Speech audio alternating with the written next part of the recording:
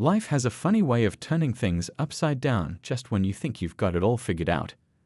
That's exactly what happened at the sprawling mansion perched in the hills of Silicon Valley, where Michael Chen thought he had everything a man could dream of. At 45, Michael wasn't just successful, he was unstoppable. His tech company, Streamvision, had revolutionized the way people consumed entertainment, making him one of the youngest billionaires in the country. But long before the fancy cars and the mansion with its infinity pool overlooking the bay, there was Amy. Amy had been there when Streamvision was nothing more than a wild idea sketched on napkins in their tiny apartment. Back then, she would come home exhausted from teaching third graders, only to spend her evenings helping Michael perfect his pitch presentations. She believed in him when nobody else did, even using her teacher's salary to help keep their dreams afloat during those rocky first years. "You're going to change the world someday," she would tell him, rubbing his shoulders as he worked late into the night. "Just remember to save a little piece of it for us." Her gentle laugh always had a way of making everything seem possible. 15 years of marriage had weathered them both, but in different ways. Michael's dark hair now had distinguished streaks of silver at the temples, and his once lanky frame had filled out with success. Amy's beauty had matured like fine wine, her smile lines telling stories of countless shared joys and overcome challenges. Their love story was legendary among Silicon Valley's elite, the teacher and the tech genius who built an empire together. At charity galas and company events, Michael would always pull Amy close and tell anyone who would listen, "I wouldn't be here without this woman." And he meant it, at least he used to. Everything changed the day Rachel Park walked into Streamvision's headquarters. At 28, she was everything the modern tech world embodied: brilliant, ambitious, and undeniably magnetic. As the new head of marketing, she brought fresh energy to the company. Her presentations were dazzling, her strategies revolutionary, and her attention to Michael constant. At first, it was just innocent lunch meetings to discuss company direction. Then came the late-night strategy sessions, the conferences that somehow required both their presence. Rachel had a way of making Michael feel like he was 25 again, full of fire and endless possibilities. "You're not just a tech genius," she would say, her eyes sparkling with admiration. "You're a visionary. The world needs to see you that way." Her words awakened something in Michael that he thought he had lost, that hungry, unstoppable feeling of youth. While Michael was getting swept up in Rachel's intoxicating presence, life at home began to shift. The quiet evenings with Amy, once filled with comfortable silence and shared understanding, started to feel ordinary. Their conversations about her school day and local community projects seemed a world away from the exhilarating discussions about market expansion and global impact he shared with Rachel. Amy noticed the changes but tried to adapt. She started attending more company events, made efforts to understand the technical jargon that now filled their dinner conversations. But the more she tried to fit into Michael's new world, the more he seemed to drift away. The breaking point came during their 15th anniversary dinner at the exclusive restaurant where they had celebrated every milestone. Amy had spent weeks planning the perfect evening, even wearing the same perfume she had worn on their first date. But Michael was distracted, constantly checking his phone, his mind clearly elsewhere. "Is everything okay?" Amy asked, reaching for his hand across the table. "You seem distant lately." Michael looked at his wife then, really looked at her, and felt a strange mix of guilt and restlessness. The woman who had believed in him, supported him, loved him through everything, suddenly seemed like a reminder of a past he was outgrowing. What he didn't know was that Amy had been carrying a secret of her own. Their last round of IVF had finally worked, and she had planned to share the miraculous news that evening. The little velvet box in her purse contained a tiny pair of baby shoes, a surprise that would now have to wait for another day that would never come. The next morning, Michael did the unthinkable. In their home office, surrounded by photos of their shared life, he told Amy he wanted a divorce. He used phrases like growing apart and different directions, corporate speak for breaking a heart. "I need someone who understands my world," he said, not meeting her eyes. "We're just in different places now." Amy stood there, one hand unconsciously resting on her stomach, listening to the man she loved tear apart 15 years of shared dreams. She didn't cry, didn't scream, didn't mention the miracle growing inside her. Instead, she simply nodded, turned around, and walked out of the office. That evening, as Michael attended a crucial business dinner with Rachel, Amy quietly packed her belongings. She left her wedding ring on the kitchen counter, along with a simple note that read, "I hope you find what you're looking for." By morning, she was gone, taking with her not just memories of their life together, but a secret that would change everything.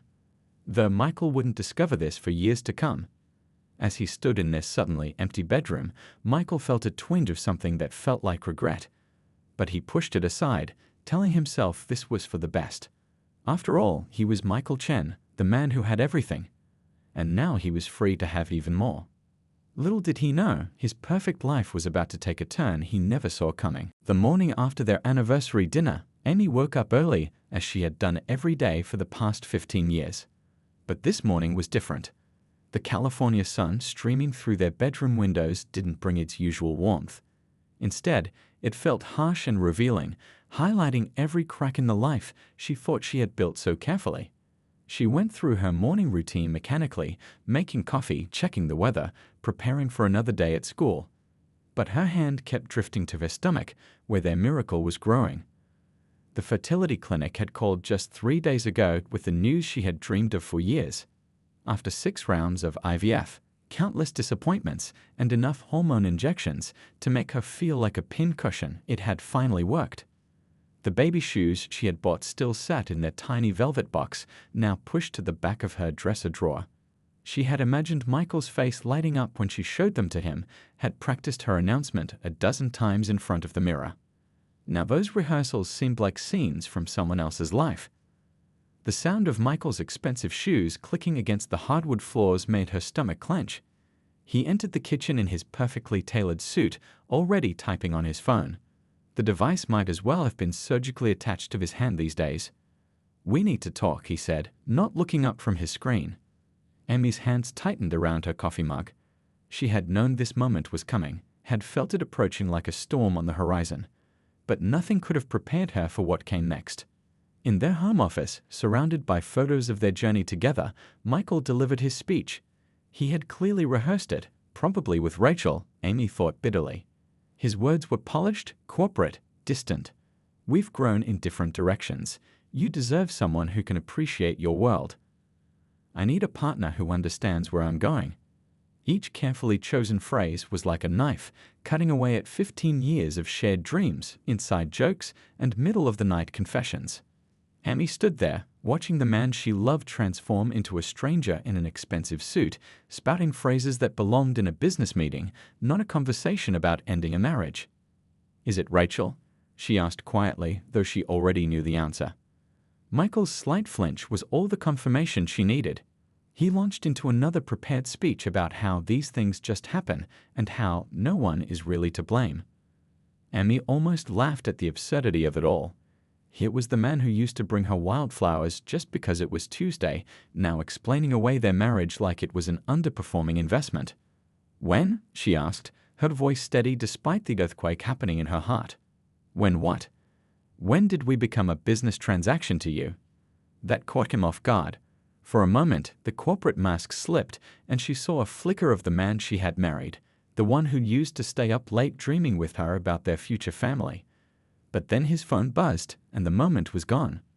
"I'll have my lawyer draw up the papers," he said, already reaching for his device. "You can keep the beach house in Malibu. And of course, I'll ensure you're taken care of financially." Taken care of. Like she was a business liability to be managed.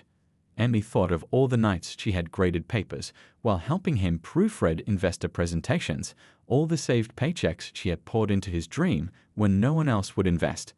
She thought of the baby, their baby, growing inside her right now. And suddenly, she knew what she had to do. "Keep your money," she said, her voice stronger than she felt. "I don't want anything from you." Michael looked up, genuinely surprised for the first time in the conversation. "Don't be hasty, Amy. You deserve." "What I deserved was a husband who remembered why he fell in love with me. What I deserved was a partner who grew with me, not away from me.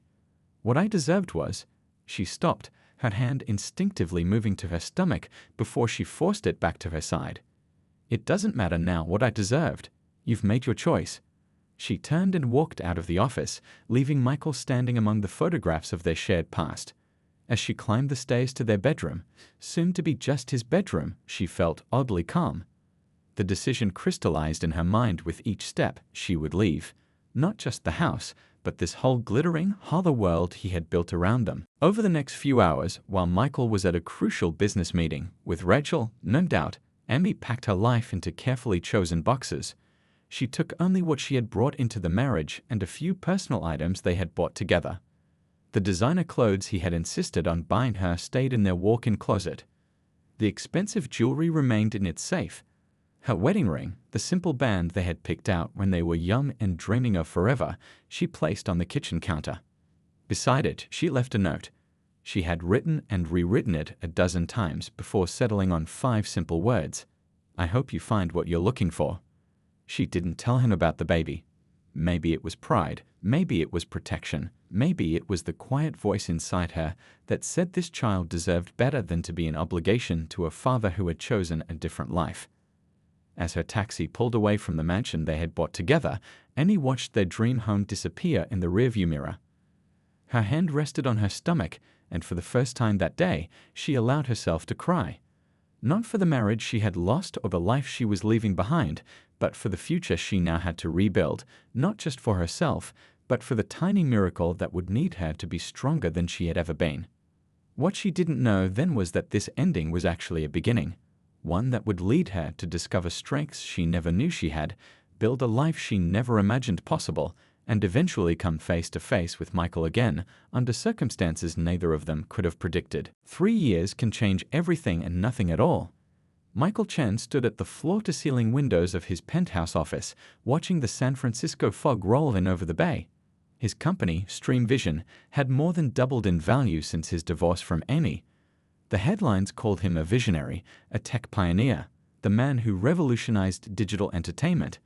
But lately the words felt hollow. Rachel, now his wife of 2.5 years, was everything he thought he wanted. She looked perfect in every magazine spread, knew exactly what to say at business dinners, and had an Instagram following that made their competitors jealous. Their wedding had been a lavish affair, covered by all the major tech blogs, the kind of event that trended on social media for days. "Darling, don't forget we have the charity gala tonight." Rachel's voice cut through his thoughts as she entered his office. She was wearing a designer dress that probably cost more than his first car, but dark-hair styled in the latest fashion. The photographer from Tech Weekly will be there. "I thought you could wear the blue Armani. It photographs well." Michael nodded absently, his mind drifting to another time, another life, when charity events meant helping Emmy organize bake sales for her school's art program. Those memories kept creeping in lately, uninvited and unwelcome. "Are you listening?" Rachel's perfectly manicured hand waved in front of his face. "The board members will all be there. We need to make an impression." "We always do," he replied, forcing a smile. That's what their life had become, a series of impressions, each one carefully crafted for public consumption. Later that evening, as they posed for photos at the gala, Michael caught a glimpse of their reflection in one of the venue's massive mirrors. They looked like a power couple straight out of a glossy magazine, successful, beautiful, and vied. But something about their reflection made his chest tighten. "Mr. Chen." A young reporter approached them eagerly. "Any comments about Stream Vision's latest acquisition? And when can we expect some little Chens to join the family?" Rachel's grip on his arm tightened imperceptibly. The question of children had become a sensitive topic between them. They had tried for the first year of their marriage, but Rachel's interest had waned as quickly as it had appeared. "Children would complicate things right now," she would say. "We're both so focused on our careers." But the truth was messier than that. After their last failed attempt at conception, Rachel had thrown herself into building her personal brand. Her social media presence had exploded. She was now an influencer in her own right, with millions of followers watching her every move. Motherhood didn't fit into the perfect image she had constructed. Back at their penthouse that night, Michael sat alone in his home office, a glass of expensive scotch in his hand. The wall before him was covered in awards and achievements, golden plaques and framed magazine covers that told the story of his success. But lately, he'd started to wonder if they were really telling a story of loss instead. His phone buzzed with another notification. Rachel had posted a photo from the gala, perfectly filtered and captioned with some inspirational quote about success. The comments were already flooding in, praising their perfect life, their perfect love story. Michael took another sip of scotch, remembering different photos, ones that used to hang in another office in another home. Real moments captured without filters or careful staging. Amy's laugh, bright and genuine. The way she used to look at him like he was already everything he needed to be. He found himself doing that more often lately, comparing then and now. The quiet dinners with Amy versus the elaborate social events with Rachel. The deep conversations about their dreams versus carefully scripted public appearances. The genuine warmth of their old home versus the pristine, magazine-worthy emptiness of his current one. His new life looked perfect from the outside. He had the young, beautiful wife, the successful company, the penthouse with views that made other CEOs envious. But sometimes, in moments like this, when the night was quiet and the scotch made him honest with himself, he wondered if he had traded substance for shadow. Rachel's voice floated in from their bedroom. She was doing another live stream for her followers, sharing her nighttime skincare routine worth thousands of dollars. The sound of her practiced, upbeat voice made him feel suddenly, overwhelmingly tired. Opening his laptop, he did something he hadn't done in years. He searched for Amy's name. There was nothing recent, no social media presence, no digital footprint. It was as if she had vanished from the world he inhabited. The last trace he could find was a small mention in a local education newsletter from 2 years ago, something about a teaching award. After that, nothing. The mystery of her disappearance gnawed at him. In their social circle, everyone left digital breadcrumbs, carefully curated glimpses into their lives. But Amy had simply gone. No announcements, no status updates, no carefully filtered photos of her new life. She had walked away from their world completely. His phone buzzed again. Another notification about Rachel's growing follower count. Another invitation to a high-profile tech event. Another reminder of the life he had chosen. Standing up, Michael walked to the window of their penthouse, looking out at the city lights below. Somewhere out there, Amy was living a life he knew nothing about. Was she happy? Had she remarried? Did she ever think about him?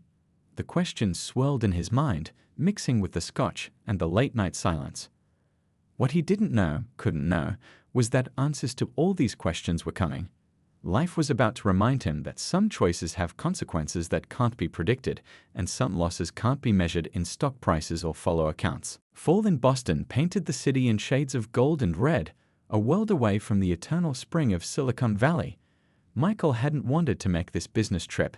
Rachel had planned a series of social media events for the week, but the potential acquisition was too important to delegate. That crisp October morning, jet lag had him up before dawn. Rather than stare at the hotel room ceiling, he decided to take a walk. The concierge had recommended the public garden, saying it was particularly beautiful this time of year. He walked through the historic iron gates just as the sun was rising, casting long shadows across the immaculate paths. Early morning joggers and dog walkers nodded politely as they passed, no one recognizing the tech billionaire in his casual clothes. It was oddly refreshing to be anonymous for once. The famous swan boats were still covered for the morning, and mist rose from the pond in delicate wisps. Michael found himself relaxing for the first time in weeks. Here, far from board meetings and Rachel's constant social media updates, he could almost imagine a different life. A child's laugh caught his attention, bright and clear like a bell. Something about it tugged at his memory, though he couldn't say why. He followed the sound, rounding a bend in the path near the famous "Make Way for Ducklings" statues. The world stopped. Time stopped. Everything stopped. There, in the golden morning light, stood Amy. She looked different. Her hair was shorter, and she moved with a confident grace he didn't remember. But it was unmistakably her. And she wasn't alone. 4 little boys, identical as mirrors, played around the bronze ducks. They appeared to be about 3 years old, their dark hair catching the sunlight, their laughter echoing across the garden. As one of them turned to call out to his mother, Michael felt his knees go weak. The boy had his eyes, his exact eyes. And there was something else, the distinctive dimple in his chin that had been passed down through 3 generations of Chen men. All 4 boys had it. Michael's mind raced, calculating dates with desperate speed. 3 years old. The divorce. Their last night together. The anniversary dinner when everything fell apart. Be careful, David. Emmy called out to one of the boys who had climbed too high on a duck statue. Her voice was exactly as he remembered it, warm and gentle. Peter, help your brother down, please. Another identical boy, Peter, apparently, rushed to help his brother. The other two were engaged in what looked like a very serious discussion about a leaf they'd found. Michael stood frozen, unable to move, unable to breathe. The scene before him was impossible, and yet it was happening. Amy, his Amy, with 4 little boys who looked exactly like his baby photos. One of the twins, he couldn't tell which, looked up and spotted him. The child's blue eyes, so much like his own, widened with curiosity. He tugged on his mother's sleeve, pointing. Amy turned, and their eyes met across the morning mist. For a moment, they just stared at each other. Michael saw a flash of something cross her face, fear, anger, resolution, before she smoothed her expression into careful neutrality. Boys, she said, her voice steady despite the situation, it's time for breakfast. But, Mom, one of them protested, you said we could play until the swans came out. Plans change, sweetie, she replied, her eyes not leaving Michael's face. Come on, Daniel. Matthew, bring your brother's jacket. The boys gathered around her like ducklings around their mother, still chattering about swans and leaves, and whatever fascinating things they'd discovered. As Annie began to guide them toward the garden exit, Michael finally found his voice. Emmy, he called out, his voice cracking. Wait. She paused but didn't turn around.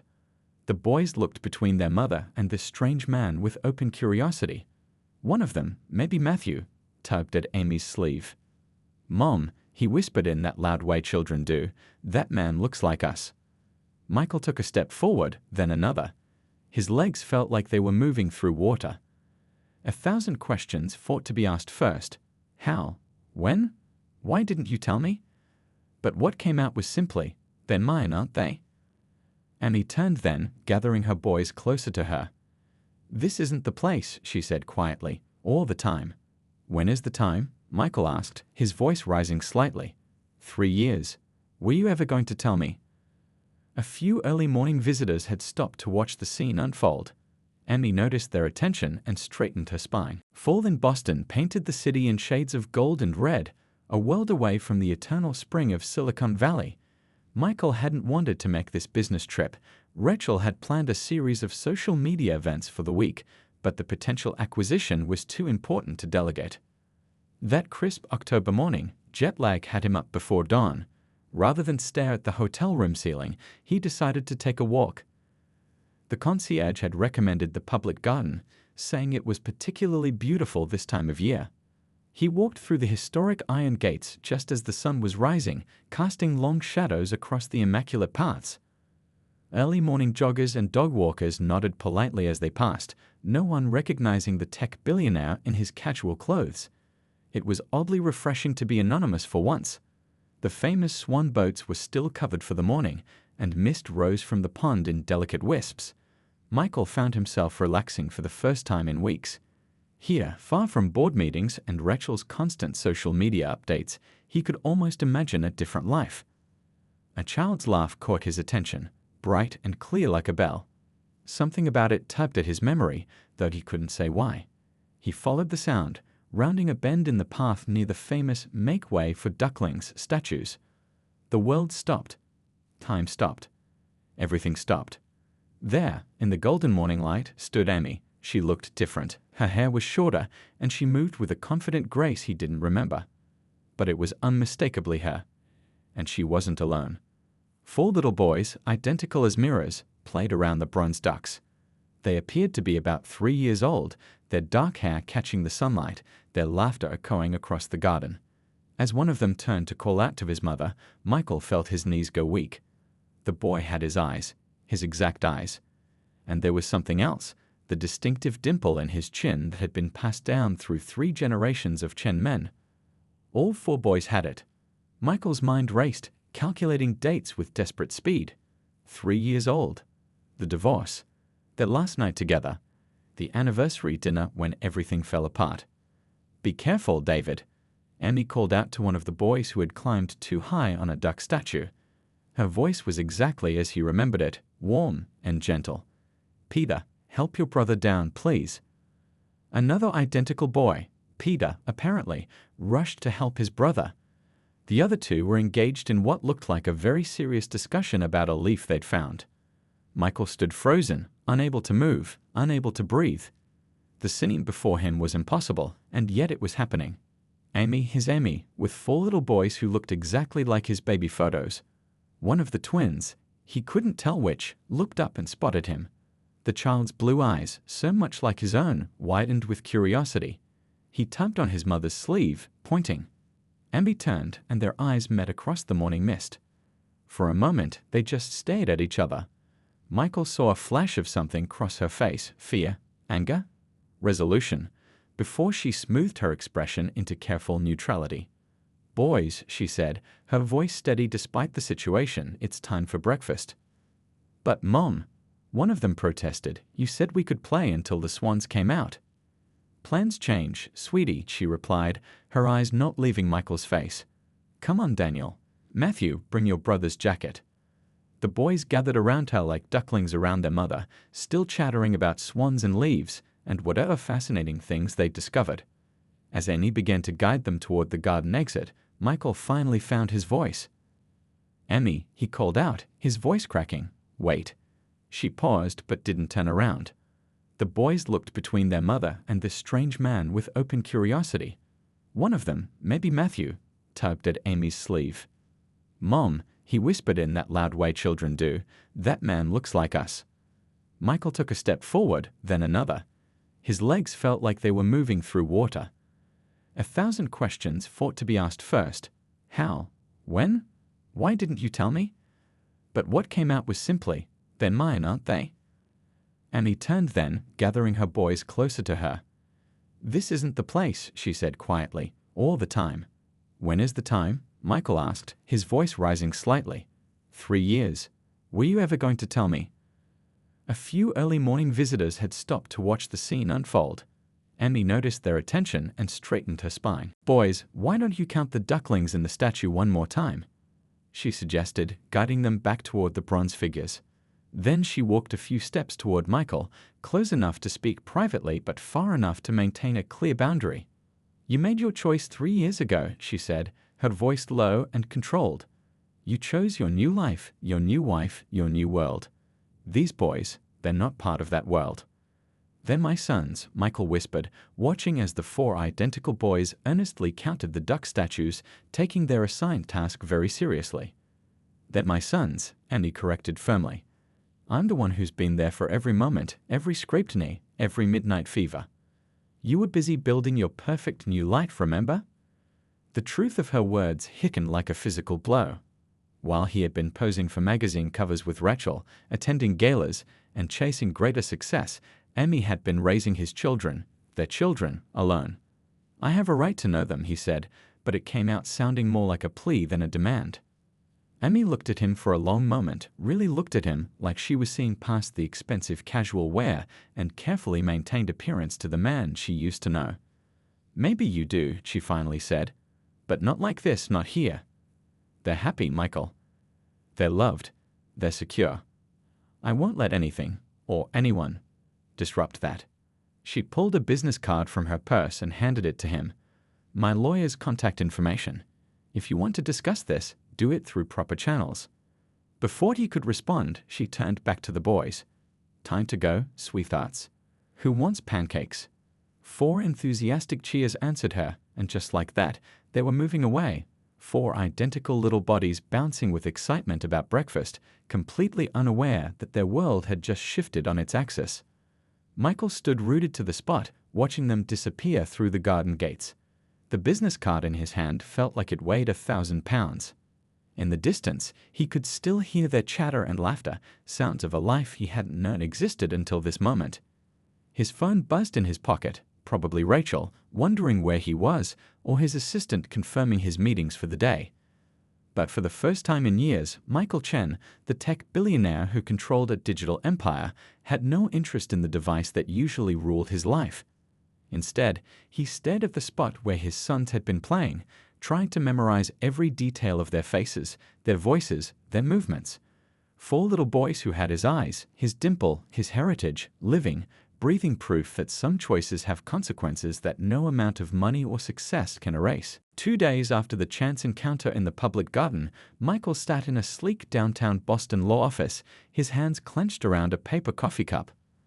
The morning's business meetings had been cancelled, acquisition negotiations put on hold. Nothing seemed important compared to this moment.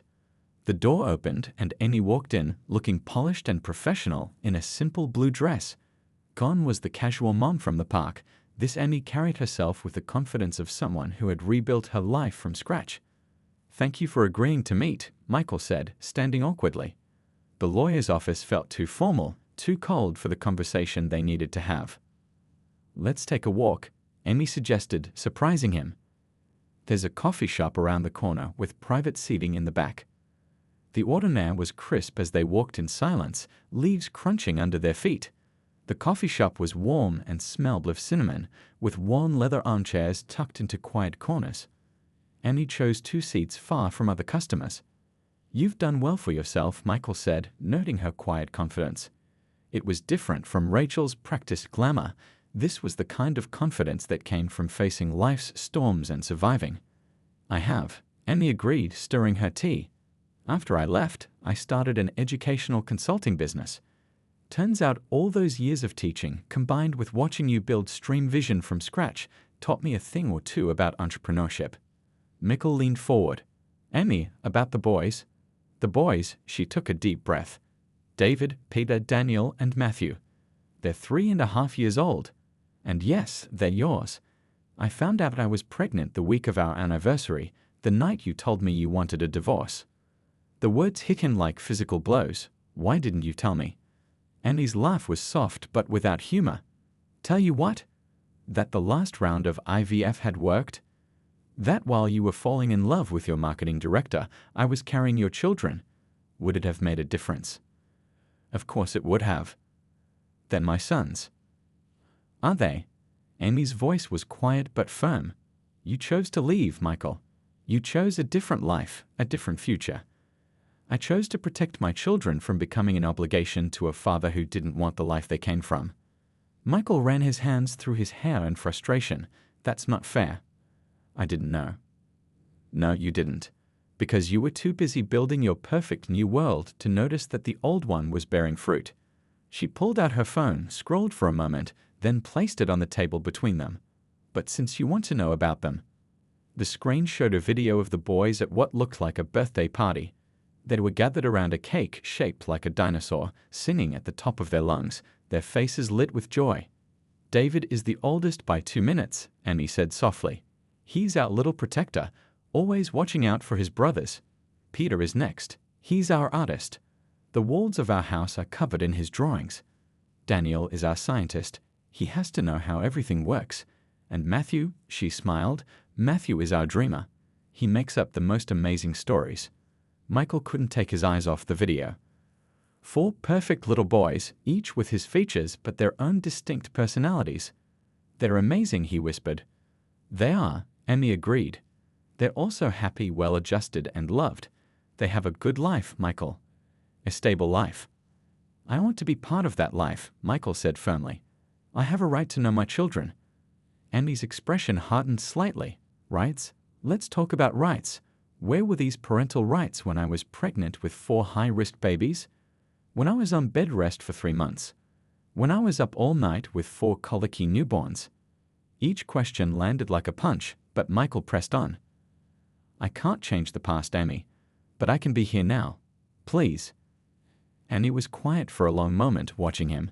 Finally, she said, "They've started asking questions, you know. About why they don't have a daddy like their friends do.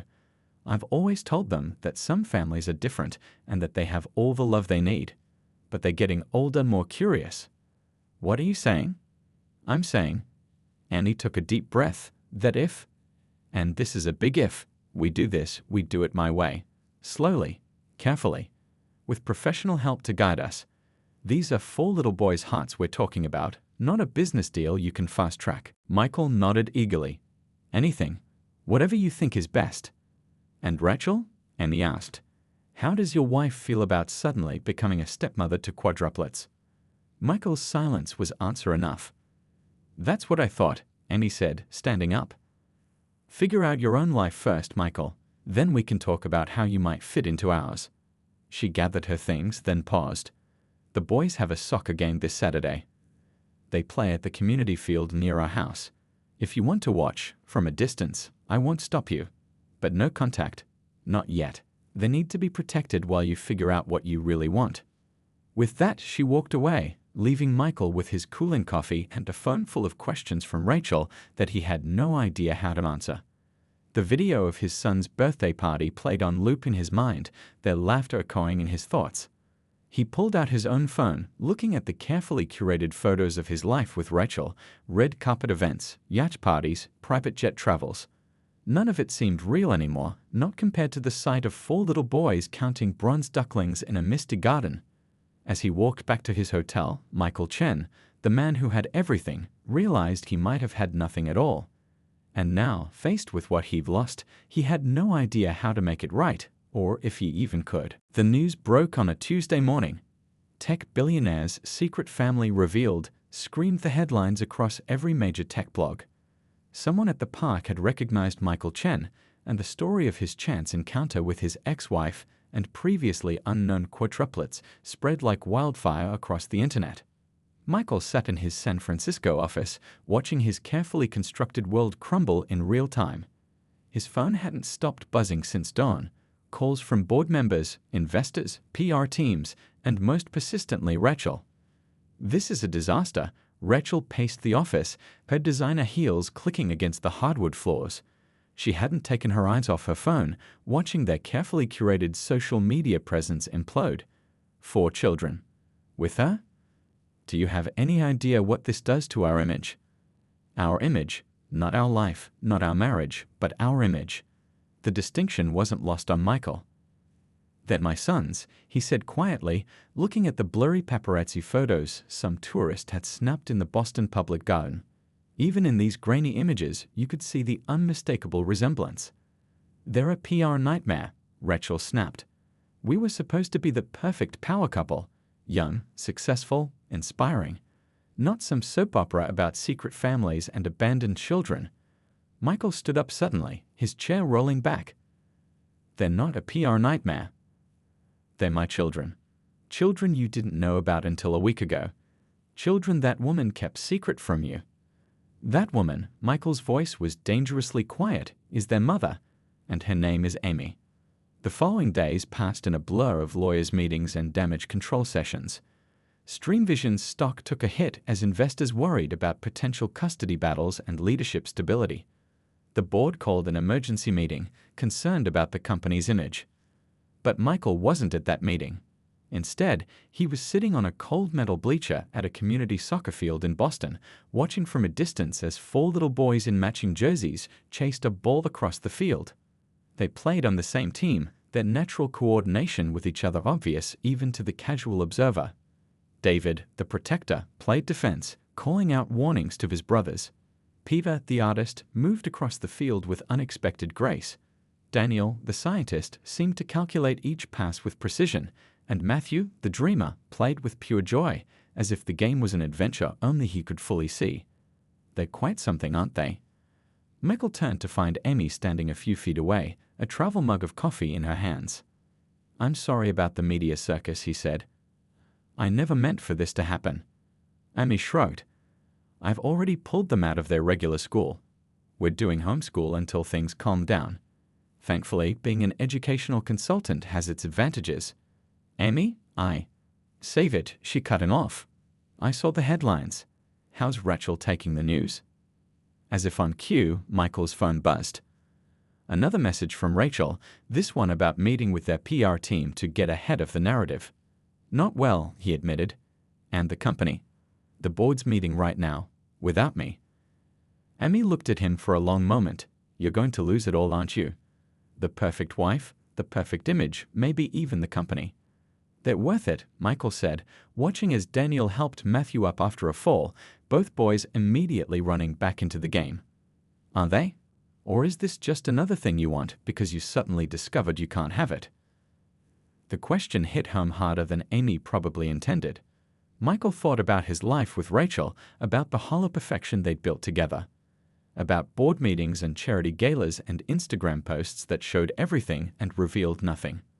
I want to know them, he said finally. Not for the media, not for my image, not even to make up for my mistakes. I want to know my sons. It's not that simple, Amy said, but her voice was gentler now. They have a life, a routine. They're happy. I know. But maybe they could be happy with me in their life too. Even just a little bit. Before Amy could respond, a shout went up from the field. Peter had scored a goal, and all 4 boys were celebrating, jumping and hugging each other with unrestrained joy. Daddy, did you see that? The excited voice came from the field, where one of the boys, Michael couldn't tell which from this distance, was waving at another father in the crowd. The man waved back, calling out congratulations. The scene struck Michael like a physical blow. These moments, these precious everyday victories, he'd missed them all. First steps, first words, first everything. His phone buzzed again. This time it was his assistant. The board had reached a decision. They wanted to meet with him immediately. Go, and he said, reading his expression. Deal with your life. Figure out what you really want. The boys and I will still be here. Michael stood, his legs unsteady. The game, how did it end? It's not over yet, Amy said quietly, and they both knew she wasn't just talking about soccer. As he walked away from the field, the sounds of children playing and parents cheering faded behind him. His phone kept buzzing.